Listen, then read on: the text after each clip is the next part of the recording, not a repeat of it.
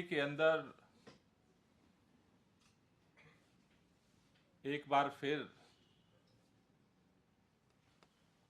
Bharatiya Janata party की केंद्र सरकार दिल्ली में लोगों को बेघर करने पर पूरी शिद्दत के साथ जुट चुकी है। केंद्र सरकार के द्वारा सभी एजेंसियों को, खास तौर से जो केंद्र सरकार की एजेंसियां हैं, उनको ये डायरेक्शंस दिया गया है कि दिल्ली के अंदर जो अलग अलग क्लस्टर्स में अलग अलग अनऑथराइज कॉलोनियों में जो लोग रह रहे हैं, उनके घरों को इस ठिठुरती ठंड में उनको बेघर किया जाए। पिछले दिनों इस तरह की घटनाएं दिल्ली में, चाहे वो मेहरौली के अंदर हुई हो, चाहे धौला कुआं के अंदर हुआ हो, अभी कुछ दिन पहले नई दिल्ली में सरोजनी नगर इलाके में रेलवे ने झुग्गी को तोड़ने का, लोगों को बेघर करने का आदेश दिया। उसको कोर्ट से जाकर के दिल्ली के मुख्यमंत्री अरविंद केजरीवाल जी ने रुकवाया। लेकिन अभी पता चला है कि ये पूरे दिल्ली के अंदर इस तरह का गरीब लोगों को बेघर करने का अभियान चलाने का निर्देश दिया गया है। उसके तहत अभी पता चला है कि नई दिल्ली में विधानसभा क्षेत्र के अंदर ही बीआर कैंप और डीआईडी कैंप, इन दोनों जगहों पर डीडीए की नोटिस चस्पा की जा चुकी है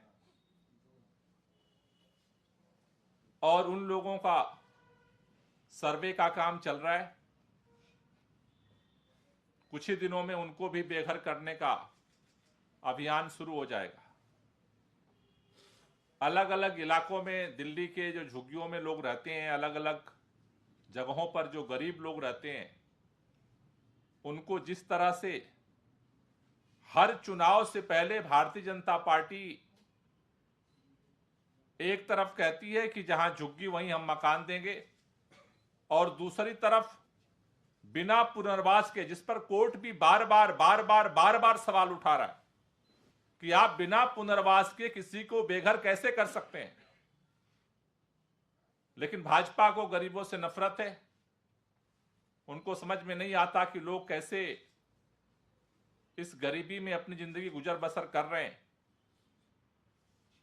और बुलडोजर लगा करके हजारों लोगों को एक दिन में बेघर कर दिया जाता है। केंद्र सरकार ने जो ये अभियान शुरू किया है, इसके खिलाफ आम आदमी पार्टी ने आज विधायकों के साथ सीएम आवास में बैठक में यह निर्णय लिया है कि इसके खिलाफ पूरे दिल्ली को भाजपा मुख्यालय पर प्रदर्शन किया जाएगा। इस अभियान के खिलाफ, जिस तरह से बेघर करने का अभियान भाजपा ने शुरू किया है, तो आज विधायकों की बैठक में निर्णय लिया गया और कल से ये घर बचाओ भाजपा हटाओ अभियान शुरू होगा। कल इस अभियान की शुरुआत नई दिल्ली विधानसभा में बीआर कैंप और डीआईडी कैंप से शुरू किया जाएगा, जो पूरे दिल्ली के अंदर सभी जो इलाके हैं विधानसभाओं में इस तरह के, जहां पर लोगों के बेघर करने की संभावनाएं दिख रही हैं, वहां पर चलेगा। और 21 जनवरी को जो है भाजपा मुख्यालय पर इसके खिलाफ 12 बजे जो है प्रोटेस्ट किया जाएगा। तो ये अभियान जो है शुरू किया जाएगा। साथ ही साथ आज आप सबने देखा होगा मीडिया में कि दिल्ली के मुख्यमंत्री अरविंद केजरीवाल जी को पुनः ईडी का नोटिस जो है भेजा गया। एक बात ये समझ में नहीं आती है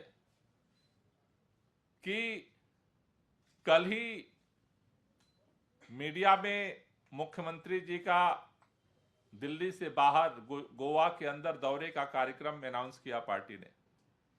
कि 18, 19, 20 3 दिन दिल्ली के मुख्यमंत्री गोवा के दौरे पर होंगे लोकसभा चुनाव की तैयारियों के मद्देनजर। और आज मीडिया में खबर आती है कि 18 तारीख के लिए ईडी ने नोटिस जारी कर दिया। यह इत्तेफाक नहीं है। आप इतने दिनों से चुप बैठे रहे और कल कार्यक्रम मीडिया में घोषित हुआ और आपने नोटिस मीडिया में जो है भेज दिया। यानी ये साफ दिख रहा है कि आप किसी भी तरह से विपक्ष को लोकसभा चुनाव में जो विपक्ष के नेता हैं उनको प्रचार करने से आप रोकना चाहते हो। अरविंद केजरीवाल लोकसभा चुनाव में प्रचार न कर सकें, उसकी तैयारियां न कर सकें, इसलिए आप भाजपा ईडी को अपना एक हथियार बना चुकी है। मतलब ऐसा लगता है कि आज ईडी भाजपा के एक फ्रंटल संगठन की तरह काम करती है। ईडी एक संवैधानिक संस्था है। संवैधानिक संस्था की नोटिस मुख्यमंत्री जी के यहां पहुंचने से पहले मीडिया में लीक कर दी जाती है। मुख्यमंत्री के यहां नोटिस नहीं पहुंचा, खबर कहां से मिलती है? मीडिया से कि ईडी की नोटिस जो है वो चौथी नोटिस जारी हो गई। यह संवैधानिक संस्थाओं का काम नहीं है, भाजपा का ही काम है। और हमारा निवेदन है कि ईडी को भाजपा का फ्रंटल संगठन बनने से बचना चाहिए और इस तरह का जो राजनीतिक तरीके से भारतीय जनता पार्टी ईडी का दुरुपयोग कर रही है, उससे उसे बचना चाहिए। ईडी को भाजपा का राजनीतिक हथियार नहीं बनना चाहिए और इस तरह से बिना सिर पैर के एक राजनीतिक मकसद से अरविंद केजरीवाल जी को रोकने के लिए बार बार गैर कानूनी जो ये वो नोटिस भेजते जा रहे हैं, इसको बंद करना चाहिए। कोई क्वेश्चन हो तो ले लीजिए। सर, मैं मेहरौली से आता हूँ और मेरे यहाँ पर भी जो ये प्रॉब्लम हुई है, जो तोड़फोड़ की हुई है, तो क्या दिल्ली सरकार इनकी पुनर्वास के लिए कुछ करेगी आगे? नहीं, दिल्ली सरकार नहीं। देखो, जो जिस एजेंसी के अंडर में जो लैंड होती है, जहां पे झुग्गी है वहां पे मकान देने की पॉलिसी है। पिछले बार अगर आपको याद होगा, विधानसभा चुनाव से पहले मुख्यमंत्री जी ने खुद चाबियां बांटी थी और कहा था कि सब नीति बन गई है दिल्ली के अंदर, जहां पर झुग्गी हो गई मकान दिया जाएगा। लेकिन केंद्र सरकार की सभी एजेंसियां नोटिस जारी करके लोगों को बेघर तो कर रही हैं, लेकिन उन कोर्ट ने भी यही ऑब्जेक्शन उठाया है कि भाई बिना पुनर्वास के आप जो है लोगों को बेघर कैसे कर सकते हैं।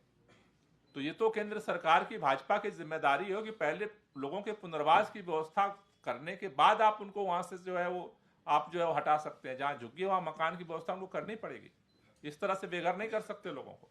सर, इंडिया ब्लॉक की अभी लीडर्स की मीटिंग हुई है, उसमें नीतीश कुमार ने संयोजक बनने से इनकार कर दिया है।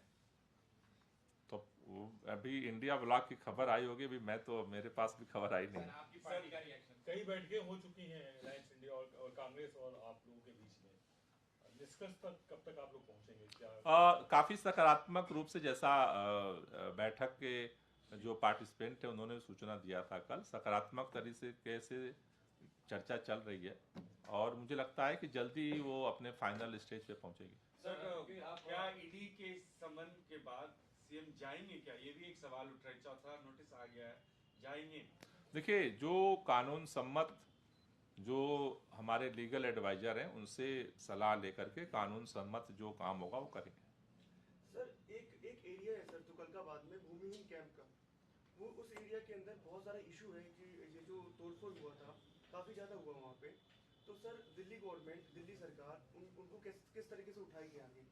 नहीं, मेरा दिल्ली सरकार इस बात तो कह रही है कि जो एजेंसी, जब ये पॉलिसी है, जो एजेंसी हटाएगी उसको तो उसको केंद्र सरकार को उनको पुनर्वास करना पड़ेगा। यही तो लड़ाई चल रही है। Land owning agency. क्योंकि आप आम आदमी पार्टी के वरिष्ठ नेता हैं और शुरुआत से पार्टी के साथ हैं, पंजाब को लेकर क्या रुख साफ करेंगे? क्योंकि प्रगट सिंह वहां से कह रहे हैं कि हमको गठबंधन नहीं चाहिए, आपकी तरफ से भगवान मान साहब पहले कह चुके हैं, आपके सांसद रिंकू कह चुके हैं कि आम आदमी पार्टी कांग्रेस में गठबंधन नहीं चाहती है, उसको लेकर क्या बातचीत? देखिए, गठबंधन को लेकर के सभी बिंदुओं पर संयुक्त रूप से चर्चा का क्रम जारी है और उन सभी बिंदुओं पे चर्चा हो रही है और हम सबको उम्मीद है कि उसका एक सकारात्मक परिणाम निकलेगा। Thank you.